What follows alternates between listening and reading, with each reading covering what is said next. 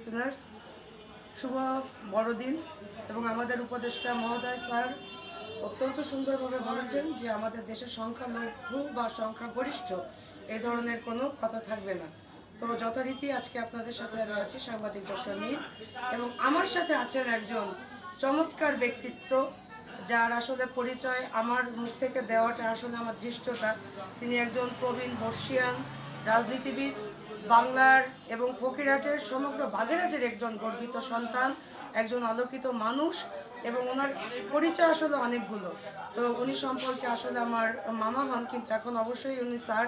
উনি একটি গুরুত্বপূর্ণ দায়িত্ব পালন করছেন, এবং 5ই আগস্ট যে পরিবর্তন দেশে এসেছে তার পরবর্তীতে তিনি ফকিরহাটের অভিভাবক হিসাবে যেভাবে হাল ধরেছে, এবং ফকিরহাটের চাঁদাবাজি, বিভিন্ন যে ধরনের অনৈতিক কার্যক্রম চলত সেটি তার কারণেই বন্ধ হয়েছে। তো তার অনেক ব্যস্ততার মাঝে তিনি আমাদেরকে সময় দিয়েছেন। তো আমরা শুধুমাত্র তার মুখ থেকে একটু শুনতে চাই যে আগামী 2024 শেষ হতে চলেছে, 2025 আসছে, উনি আসলে তরুণদের প্রতি কি বলবেন, এবং ওনার দলীয় পক্ষ থেকে উনি একটা মেসেজ আমাদের জাতির জন্য দিবেন। বিসমিল্লাহির রহমানির রহিম। 5ই আগস্ট বৈষম্য বিরোধী ছাত্র জনতার আন্দোলনে বাংলাদেশ যে নতুন করে বাংলাদেশের জনগণ কথা বলার অধিকার, গণতান্ত্রিক অধিকার ফিরে পেয়েছে, যাদের আত্মত্যাগের বিনিময়ে এই নতুন করে আমরা আমাদের স্বাধীনতা পেলাম, সেই সব শহীদদের প্রতি শ্রদ্ধা জানিয়ে এবং যারা এই আন্দোলনে আহত হয়েছে, পঙ্গু হয়েছে, তাদের প্রতি আমি সমবেদনা জানিয়ে আন্দোলনে অংশগ্রহণকারীদের প্রতি শ্রদ্ধা রেখে দু একটি কথা বলতে চাই। বাঙালি বীরের জাতি, এটা বিভিন্ন সময়ে আমাদের এই মাটির সন্তানরা সেটা প্রমাণ করেছে।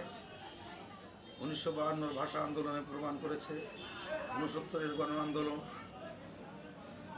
71-এর স্বাধীনতা যুদ্ধ, এগুলো তার প্রমাণ।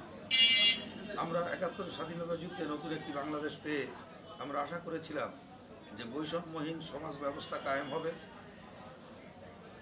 একটি জাতি হিসেবে আমরা বিশ্বের দিকে মাথা উঁচু করে দাঁড়াবো।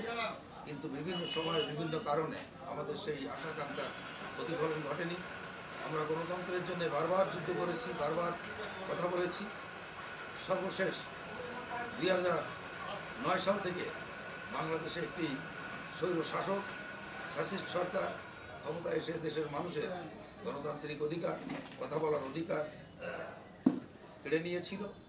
এর বিরুদ্ধে 9 সাল থেকে আন্দোলন করতে করতে 24 সালের জুলাইয়ে বৈষম্য বিরোধী ছাত্র সমাজ এই আন্দোলনকে আরো বেগবান করে, এবং এক পর্যায়ে ছাত্র জনতা, বিভিন্ন শ্রেণী পেশার মানুষ একাকার হয়ে এই আন্দোলনকে সফল করে। আমরা আবারও নতুন করে স্বপ্ন দেখছি একটি সুন্দর সমাজ ব্যবস্থা, বাংলাদেশকে একটি সমৃদ্ধশালী দেশ হিসেবে দেখতে, বাংলাদেশের সমৃদ্ধি এবং বাংলাদেশের মানুষের অর্থনৈতিক মুক্তির লক্ষ্যে আমরা সংগ্রাম করছি। আমি একটি রাজনৈতিক দলের প্রতিনিধিত্ব করি।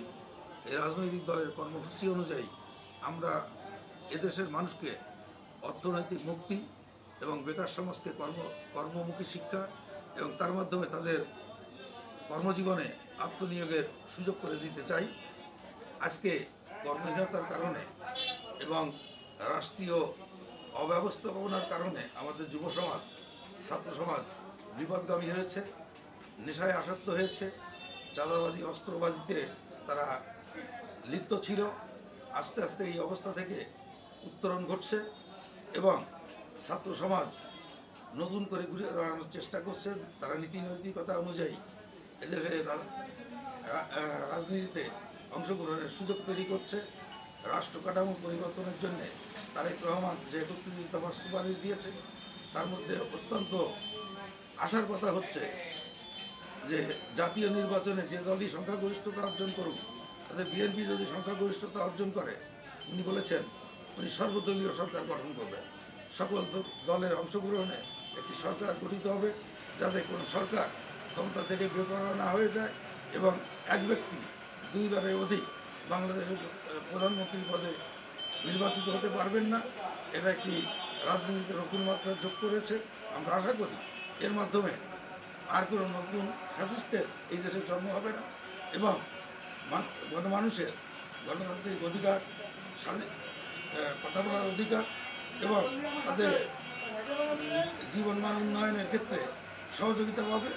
সকল প্রতিবন্ধকতা ছাড়া আমাদের দেশ এবং জাতি এগিয়ে যাবে। আমরা সেই লক্ষ্যে কাজ করে যাচ্ছি।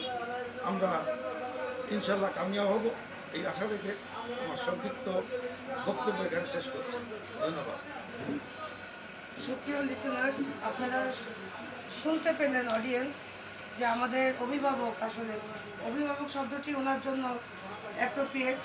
উনি দুটো ইম্পর্ট্যান্ট কথা বলেছেন যে যেখানে সর্বস্তরের মানুষ বা সর্বদলীয় মানুষের অংশগ্রহণ থাকে সেখানে কিন্তু একক সত্তার কোনো স্থান থাকে না এবং ওনাদের রাজনৈতিক যে এজেন্ডা তারা সেটা বাস্তবায়নে সফল হবে। সেটা আমাদের চ্যানেলের পক্ষ থেকে আমরা ওনাকে অসংখ্য ধন্যবাদ জানাচ্ছি এবং ওনার পুরো নামটা একটু অডিয়েন্সরা। আমার পুরো নাম শেখ কামরুল ইসলাম গোরা। আমি বর্তমানে বাগেরহাট জেলা বিএনপি সিনিয়র যুগ্ম আহ্বায়ক।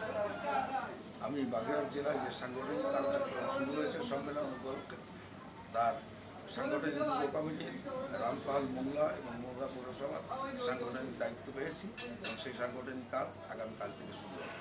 আমরা অত্যন্ত সৌভাগ্যবান এমন একজন গুণী মানুষের সংস্পর্শে আসতে পেরে। তো কথা আর বাড়াবো না, ওনার সময় যথেষ্ট মূল্য আছে। তো আপনাদের সাথে যথারীতি ছিলাম আমি সাংবাদিক ডাক্তার নীল, ক্যামেরায় ছিলেন মেহেদি হাসান। আন্তরিক শুভেচ্ছা জানাচ্ছি দৈনিক চৌকস, আন্তর্জাতিক মানবাধিকার সাংবাদিক সংস্থা এবং হ্যাবিটেবল আর্ট কল্যাণ ফাউন্ডেশনের পক্ষ থেকে। ধন্যবাদ।